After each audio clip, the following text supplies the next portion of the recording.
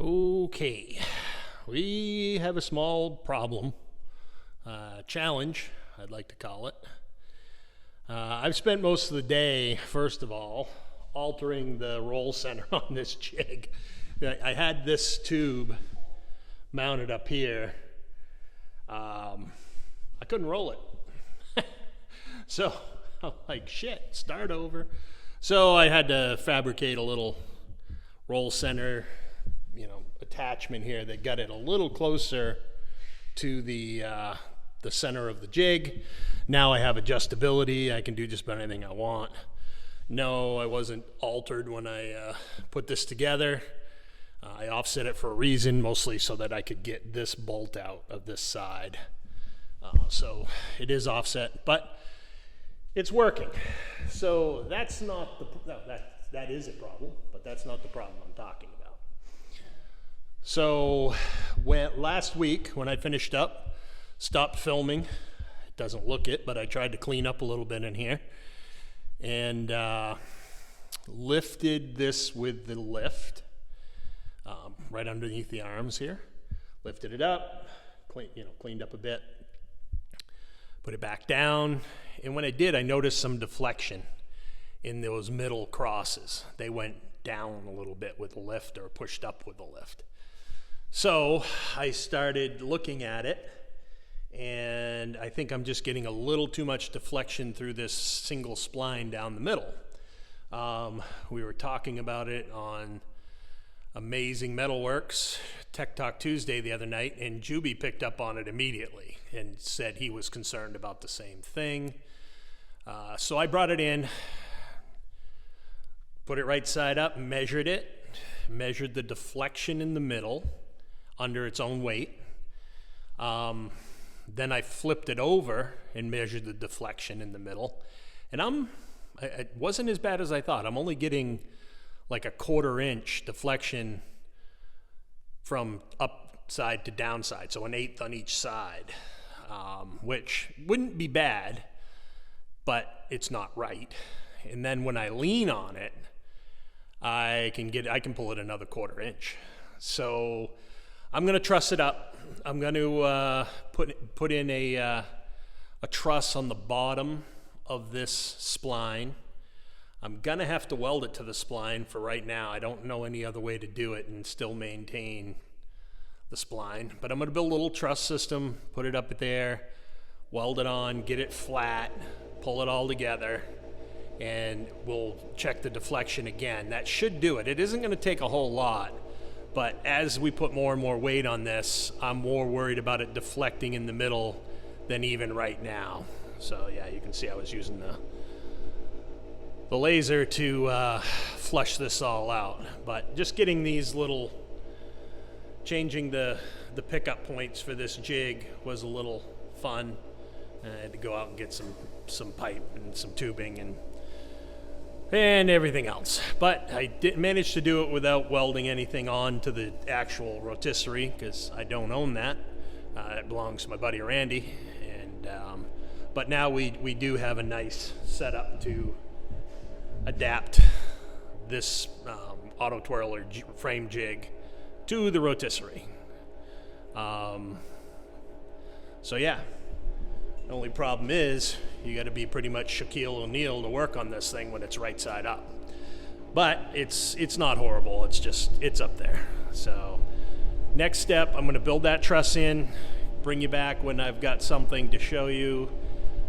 Get that truss tacked onto my spline, and check the deflection once again, upside down, right side up. Check it all out, and I think we'll be good. It isn't going to take much. It was a lot less deflection than I thought it was going to be.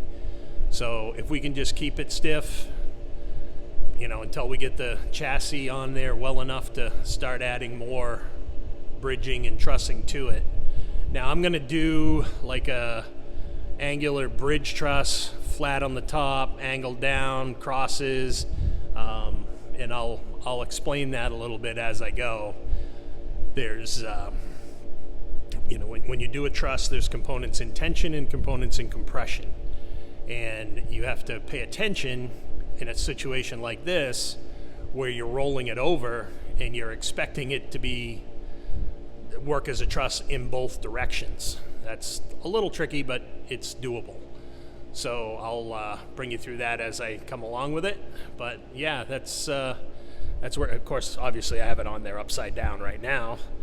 But yeah, that's where I'm at, and we're getting closer to a point where I can start working up the rear section, frame rails, and things like that. So that's where we're at today. I feel like I've got it on there level and workable right now. It spins quite easily. I can do all of that, and now I have adjustability so that as I add more mass to the top part, I can, adjust it down a little bit, adjust it accordingly, and it'll accommodate just fine. So yeah, that's kind of where we're at, and I'll bring you back when we have some more.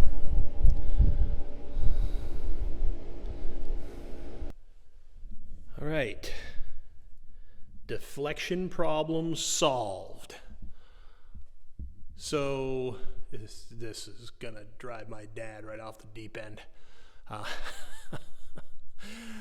So basically, I was getting in the rotation with no weight on it. I was getting somewhere around 1/4 to 1/2 inch of deflection in the center of that spline. Okay, when I rolled it over. So when I had it on one side, I could get everything set right, and then flipped it over, and it was 3/8 of an inch different. So that's total deflection, and then of course when you put any weight on it, it got a lot worse. So I went with a pretty standard truss design, where half the components are in compression, half of them are in tension, and put it to her, and there she sits. I can sit up there with all my weight, and it does not move at all now. So I'm happy with that.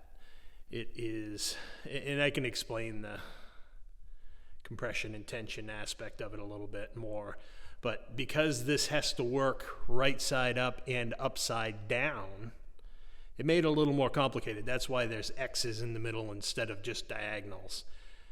You can do opposing diagonals if it's just one direction, but if you're gonna, those all of a sudden become null when you flip it over. So if you're gonna have something that's gotta go both ways, then this is the way to do it, in my humble opinion. But either way, I am not gonna have any deflection now. I did have to tack that on, I welded it on to my spline. I just put some brackets in strategic locations, pulled the spline up to it, and welded it. That should be easy enough to get off. I can just grind those welds and pull that right out of there when I'm done with it, so that the auto twirler does not become a permanent fixture here. But now it is, I believe, totally usable with the rotisserie. I'm gonna go back through now and spend some time just checking all the heights again on my pad locations here and adjusting those accordingly, because I believe they have changed a little bit, and we'll get into that in the next video. But this is just a quick video to show how I got around the problem that we identified and we talked about on Tuesday night on Tech Talk Tuesday on Amazing Metalworks. Juby picked this right up instantly by looking at it, and it took me a demonstration to see it. So as soon as I let that lift down, I saw it go down further. I'm like, oops, got a problem. So no problem now though. It is a little weird in that it's a single truss down through there, but the body will provide the webbing on to the points left and right down through the center. All we have to do is make sure that those cross pieces don't sag. So in the early parts of construction here, this will be pretty much usable exactly like you see it now, and 180 degrees imposed, completely upside down. You don't want to leave that truss at an angle, because without a good web of body and material on the top, because it could deflect a little bit in that direction still. So if that becomes a problem, I can always do some cross bracing up from the web up to the bracing here in a couple places, but I don't believe that will be. I'm not seeing any serious deflection there at all in that direction, but there's very little weight on it now. So like I said, it's just got to keep in mind that until the floor structure is pretty sound and welded up, it's going to be a right side up and an upside down rig. And then after we get that all wound in there pretty good, then we can start working at angles to make things a little more convenient. But should do it for now. I will button this one up, post it, and then I will start working on the pad locations. There is a little new information on those from Scott's Hot Rods, so I've got to accommodate a little bit. So we'll see you on the next video. Thank you for watching. Subscribe and like, please, does help. And I think we're at 80 subscribers right now, so for a brand new channel, and I think we're doing okay. The content, people seem interested. So getting good questions and some pretty adept followers, so let's see what we get. Anyway, thank you, and we'll get to the next video.